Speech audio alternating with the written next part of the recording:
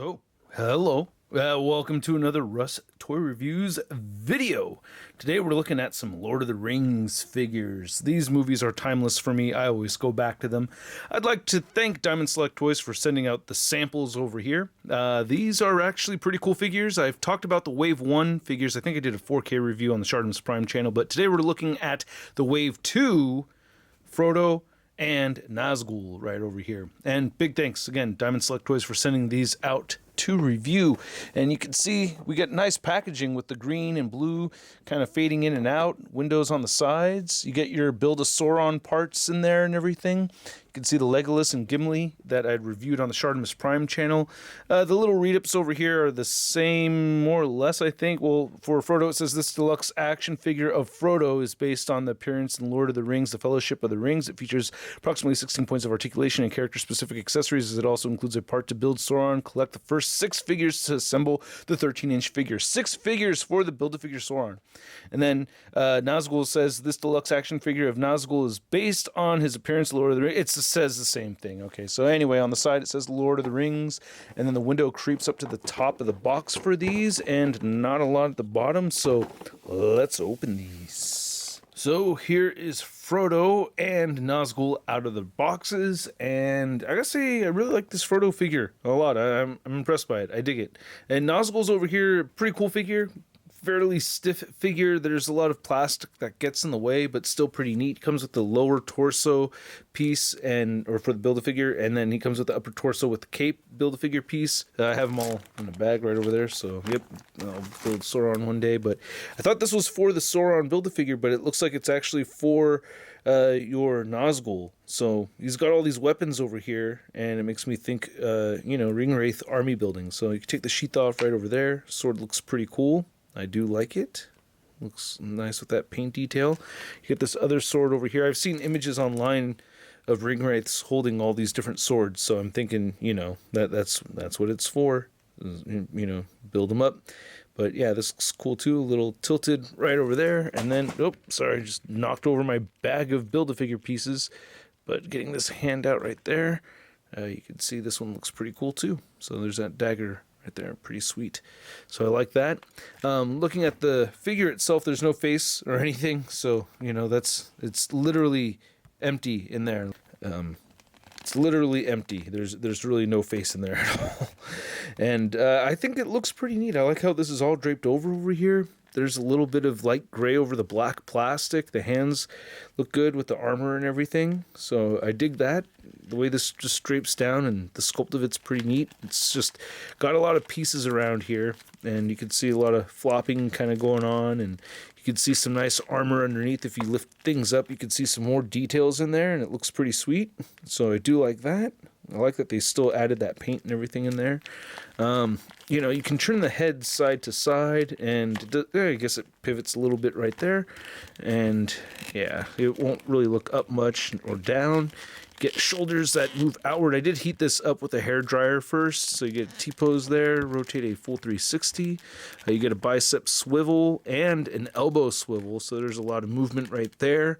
And you can see you get a nice double bend past the 90-degree mark. Wrist turns side to side, hinges up and down. Same thing on this side. Oh, we get a horizontal hinge. I'm sorry, vertical hinge, horizontal hinge. Oof. And then it's always such a no-no to mess that up when you're doing the videos. Get side-to-side rotation at the diaphragm joint. It's just really tricky to use. You could crunch forward a bit and a little bit of pivoting. And then for the waist, I feel like it's just, the diaphragm. God, his legs are really loose, and there's a lot of friction here, so I can move them out that much and forward a bit and back a bit, just a little bit. It's really tricky to move that around. Upper thigh cut in there, and then double jointed knees. And then the ankles will move down, up, and beautiful ankle pivot. So yeah, there's a lot of articulation, but man, it's tied up.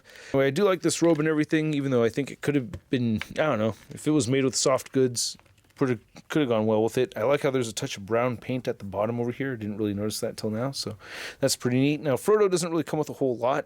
Frodo just comes with, the potion? I'm trying to remember correctly.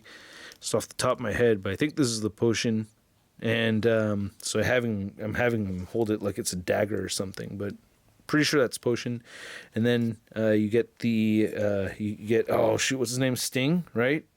I think it's Sting. But yeah, this looks great. I love the detail on this. That is gorgeous. Really, really pleased with that. So that looks really good. Sheath right over there on his hip. It's all stationary. And I think this looks like Elijah Wood. I think they did a really good job on this. I like it. It's a good looking figure. I can't really complain about it, man.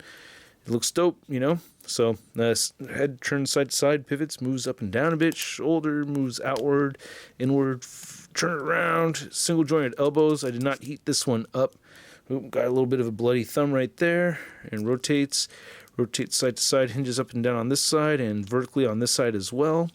You just get a waist cut over here, which I don't think I've actually broken into. Shame on me. Oh yeah, I have. There it goes. Turns side to side. And then hips move outward a bit. Get stuck with the coat. Forward and back. Thigh cut. And then you get a cut at the knee. Turns side to side. Bends at the knee. And then the ankles move down and up. And you get some ankle pivot right there. So that's the articulation for Frodo. And you can see the hairy patas and everything over there looking pretty good. Nice looking hairy patas. Okay, so to measure out these figures, you could see that Nazgul's standing at around 7.5 inches tall. It looks like Frodo's standing just a bit over 5 inches tall. Then here's the Wave 1 figures compared to the Wave 2 figures. We have Gimli and Legolas. And yeah, I feel like these scale together pretty well. I don't know. Legolas may be a little on the tall side, right? I don't know. Then here they are next to the big time letdown Spider-Man. And yeah, I mean, I gotta say, these are pretty cool figures. I do like them.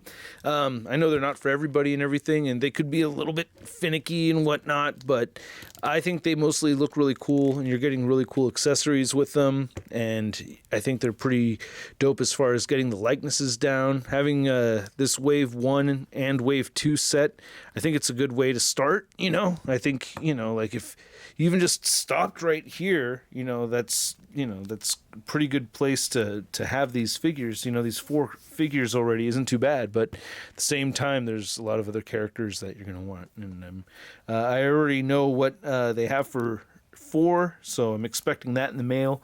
And so stay tuned for that. I'll review those over here on this channel as well. And I hope you liked this video, and let me know what you think.